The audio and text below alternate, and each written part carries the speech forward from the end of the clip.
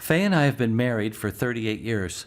We've had a very full and active life, but from the point Faye and I became parents, our family has been the most dominating aspect of our lives. And without any doubt, what Faye and I think about, talk about, pray about, and dedicate ourselves to more than anything else is that of being parents to the children God has entrusted to us. We named our home Blythehaven. The word Blythe means happy or joyful. Haven means a place of rest or refuge. And so we consider our home a joyful place of refuge. We have 4 living children, Shauna, who is 30 and married to Jody, and having their first child in November, Craig, who is 27 and married to Heather, Brett, who is 26, and April, who is turning 16 next week. And as you can see, we live in the country. And this photo is our most recent family photo taken last Thanksgiving. All we did was ask our Shauna, who is very creative, to snap a family pic, and before long our living room sofa was out in the middle of a hayfield for the shot. We have one more child. Her name is Amber. She was our second child, but died at her birth on November 14th, 1984. She had a condition called anencephalia, which means that her brain was not fully formed, and as such, she could not sustain life on her own. Amber means cherished one, and we often visit Amber's grave beside her grandfather, my dad, who she never had the privilege of meeting.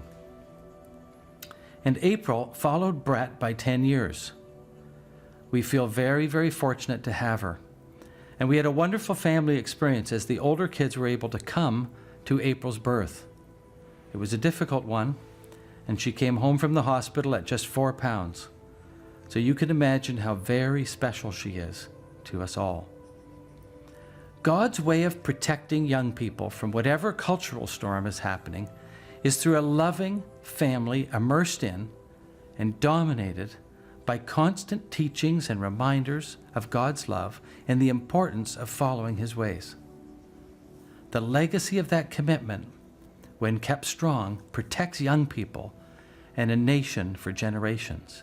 And may I also say that the imparting of truth must be done in relationship, for truth without relationship equals rebellion.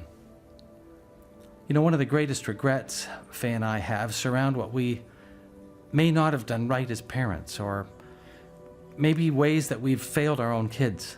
Were we too preoccupied? Did we handle a situation right? And I know that's the same sort of thought process for most parents. Yet, herein lies the solution for the children of the world. 2 parents looking to God for guidance in the most important life work of all, the nurturing of children to adulthood, and as they become parents themselves. And while I remain desperately concerned about the cultural storms our young people are growing up in, at Crossroads we are actually calling upon parents to make a renewed commitment to God and lead their families as He intended. We truly believe it will be parents taking back the ground of family life that will make the greatest possible impact on young people as they encounter those storms. And God's promise is that such faithfulness will extend to your children and grandchildren and generations to come. Do you know, we're always only one generation away from a cultural shift, one way or the other, for good or for bad, because the youth being nurtured in our families today will soon be leading in our land. In Deuteronomy 6 and all through this last chat with the people, Moses refers to the laws of God and the fact that parents are responsible for teaching these laws. And if you go 1 chapter back in Deuteronomy 5, you will see these laws. It is a repeat of Exodus 20, where God laid out 10 clear commands for us to live by. Do you know, I cannot remember the last time we looked at the 10 commandments in a series or study at church, or I'm embarrassed to say, in our own home. Perhaps we just take them for granted. But God said through Moses to repeat their teaching over and over and over again, probably because He knew we would forget so easily. And when God creates a law, it is for one of 2 purposes. It is either for our protection or for our provision. So let's take a look at these 10 commandments. Let me put it in the form of a love letter, really, written to you by God. Let's put it this way. Dear Dawn, I created you purposely and love you unconditionally. The cost of my love for you is the death of my own son. You are that precious, and I want what is best for you. To automatically have my provision and protection, it is imperative that you do these things.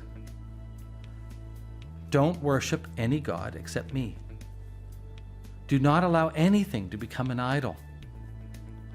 Don't misuse my name. Remember that the Sabbath day, a day of rest, belongs to me. Respect your father and your mother. Do not murder. Be faithful in your marriage. Don't steal. Don't lie. And don't wish for something that belongs to someone else. These things will protect you and provide for you. Love God. Do we see how our choices to leave God's ways takes us outside of his protection and provision? And the solution for the young people of our world is profoundly simple.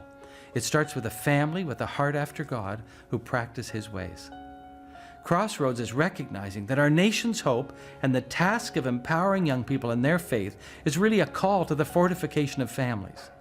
We will do this by creating media that illuminate the lies, by creating media that offers truth, and by building a vortal with rich information and tools to directly fortify families for this great task that has been entrusted to us as parents. Our dream is for technology that pulls families together rather than pulls them apart. A place of learning and fun that inspires love and unity and conflict resolution, where encouragement and calmness and respectful values reign. And that is why I'm asking for your help, both financially and through your prayers, so that we can create this important resource that God will use to change the course of our nation.